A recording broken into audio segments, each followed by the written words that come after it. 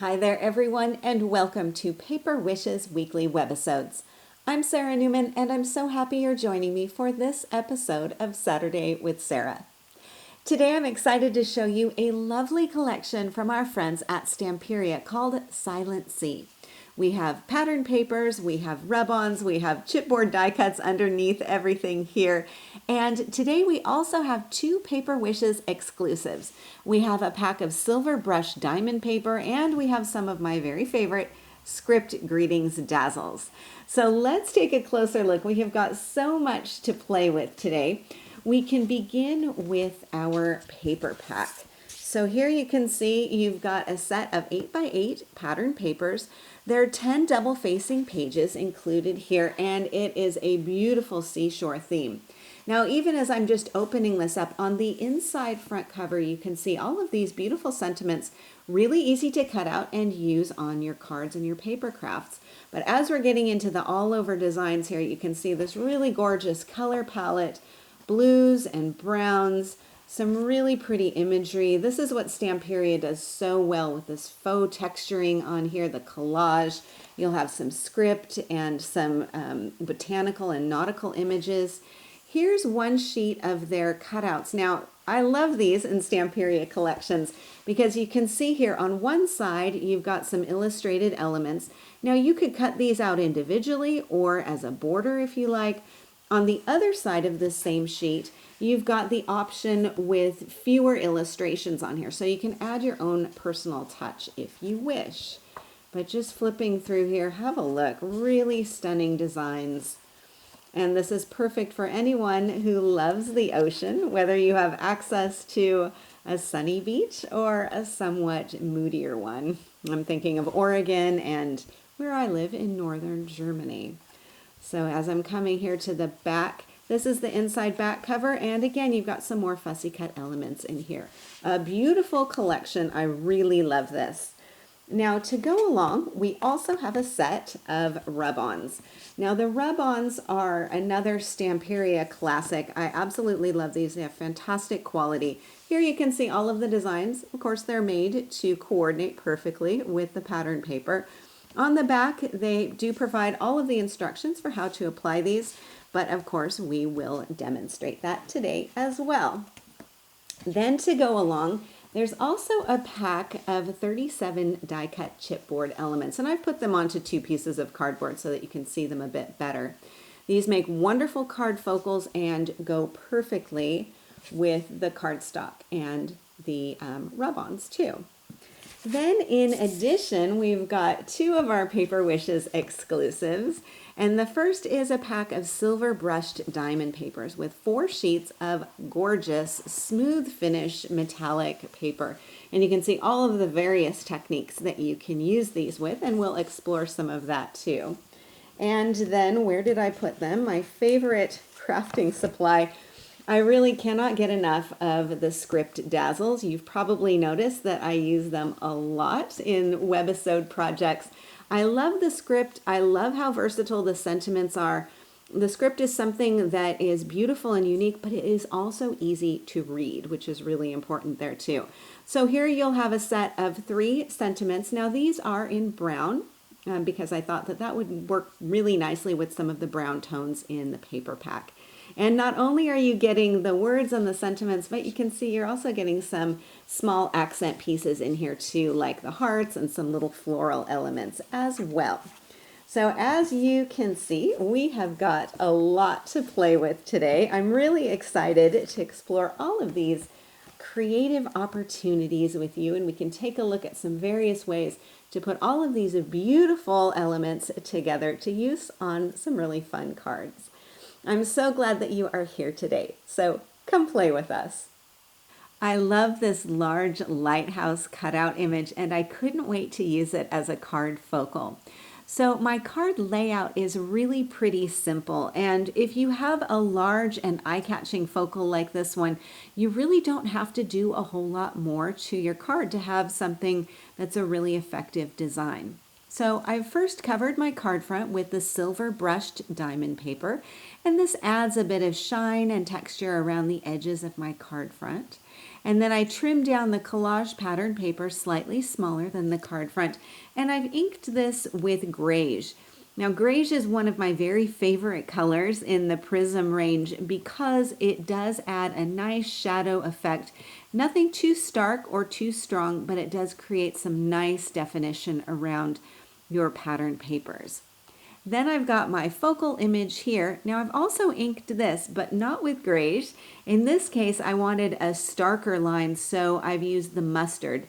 So you can see how the two of these colors will coordinate really nicely together. This will give you a softer effect, and this will give you something a little bit stronger. Then I've got my cluster of 3 chipboard elements, and these are each layered up with foam tape, and the sentiment, which is a cutout from the paper pack. So I have my large eye-catching focal element popped up on foam tape. I've got a really nice corner treatment here with the 3 elements. And of course, you've probably heard any of us here at Paper Wishes talk about the rule of uneven numbers and how it's a great design guideline to follow when you're trying to decide how many elements you want to have here. So in this case, I've got 3 shells as my focal. I've got a 4th piece here with this large focal, and then 5 here with my sentiment. So just a great guideline to keep in mind when you are deciding how many elements you want to have on the front of your card. I've also got some different shapes on here too, from the square focal to the circular shell, and that adds some really nice visual interest. Then for my card inside, I have a strip of pattern paper. I have this cut out from the paper pack, and I have a couple of rub-ons here and here. Now, I mentioned how easy the rub-ons are to apply, so let's have a look at this. I'm going to bring in just a plain piece of white cardstock and one of the rub-ons that I've snipped out from the main sheet. Now, when I trim this out, I am making sure to keep both layers together. So I've got the rub-on itself, and then I've got the liner piece behind it. So I'm just going to lift this off, and then I can position this in place. So I'll just place this right down here onto my cardstock. I'm going to smooth that down. I'm going to fold up one little edge of this here, so I've got a handle of sorts. And then I just need to grab a bone folder and come in and burnish this in place. So you don't need to be too heavy-handed here, but you do want to have some firm, even pressure, and especially around the edges. If you have a design that's really detailed, you do want to make sure that you're getting all of the various ends, and if it's, for example, like a fern or something, you want to make sure to get all of the little details there. And then just very slowly and gently, I'm going to pull up this piece. And I'm not pulling the whole thing off in one go, just in case something did not get transferred, because then I can simply put this back in place and continue. But it looks like I've got it all. And you can see, super easy to do. And the colors are beautiful. The imagery is really vivid. I think that Stamperia's rub-ons are some of the very best quality that I've ever worked with. So beautiful to use, and they also just create some really nice depth and dimension on here. Now this large piece, this is actually overlapping between this cardstock and then the inside back of the card. So as long as your layers are not too thick, you can apply that rub-on to overlap. And then finally, I've got this beautiful Best Wishes Dazzle overlapping to finish off the design. Our second card features a rub-on focal, this time applied right onto pattern paper and then die cut into this elliptical shape and matted onto brushed silver. So the dies that I used here are from this super useful set from Paper Wishes, the 5 elliptical cutting dies. So it's got these 5 nesting shapes that are perfect for creating easy card focals. Now Debbie's got a project idea on the back here for you. What I like is that these can be placed to go either vertically or horizontally. So you've got lots of different options with this. And so here I've simply applied my rub-on and then done the die cutting here and then created a second layer, or this mat, with the silver brushed paper. And I've got these two elements layered up with some foam tape, again for a little bit of dimension. And I foam taped them onto my card front. So the card base here is covered with solid cardstock. And the cardstock that I'm using today, throughout today's webisode, is from the Golden Botanical cardstock set. And it's this color right here that I'm using. And these colors just worked beautifully with today's patterned papers. So I've first covered the card base, and then I've layered the faux wood pattern paper on top, and I've cut it so that I can take advantage of this rope design and place it as a border at the bottom. Now another element you may notice here is this really pretty botanical. Now this is a laser cut chipboard piece, and this is coming from the Golden Botanical chipboard set. So this is also from Paper Wishes, and you can see you've got a variety of designs on here. Again, project idea on the back with some instructions to keep you inspired. Now, there are lots of different techniques that you can do with these. Of course, they are this beautiful bone color. So if you wanted to keep them more natural look, you could simply punch these out and apply them or add them to your card as they are. But of course, you can also work in some dye-based ink pads, which is what I have done here. So for this design, I'm using the Buttercup and the Khaki inks. So let's take a look at how to do this. I'll scoot these to one side. And I would recommend working onto a craft mat when you're doing this. I've just got a piece of scrap paper underneath here. So you can see how these will just punch right out of that backing piece. And then you've got just a really beautiful element. You can use the front or the back, as long as it's not words. It can go either way. Now here what I've done is I've started with the lighter of my two colors, which is the Buttercup. And I'm just going to do some direct to paper inking here. So just pressing this on here, and that's going to create a really nice yellow effect. And if I want to add another color on here, I can go ahead and overlap that. So I'm going to take the khaki. Now the khaki is a pretty strong color. So if I place that down, you can see it is a really dark green. I wanted things to be a little bit more subtle. So instead of going direct to paper, I'm going to take a damp baby wipe. And I'm going to pick up just a little bit of color here. And I'm just going to gently tap this on. So I'm still going to get some of that beautiful green color, but I won't be committed to a really dark shade.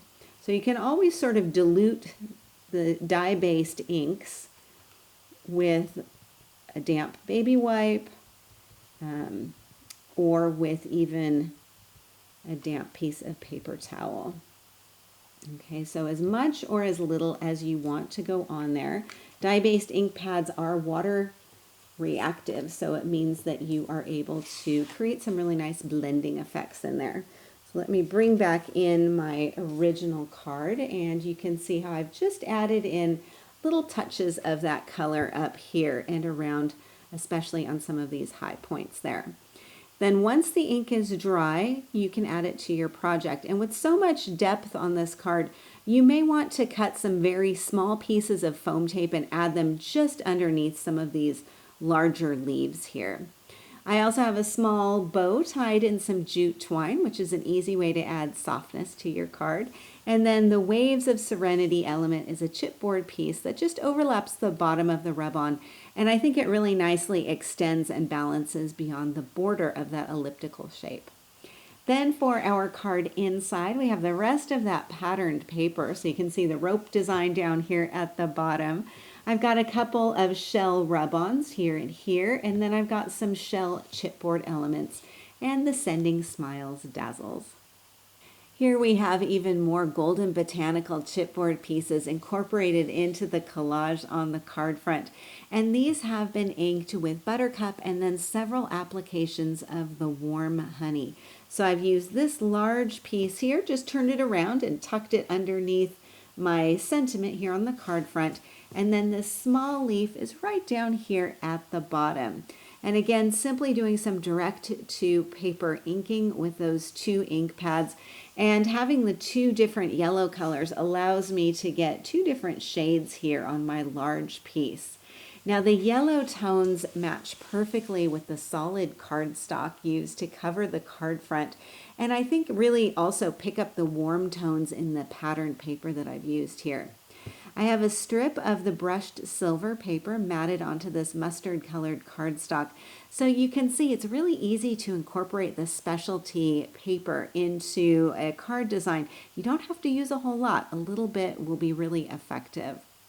And then I have the cutout here. This is popped up on some foam tape, and then I've got my chipboard pieces here also popped up on various levels of foam tape.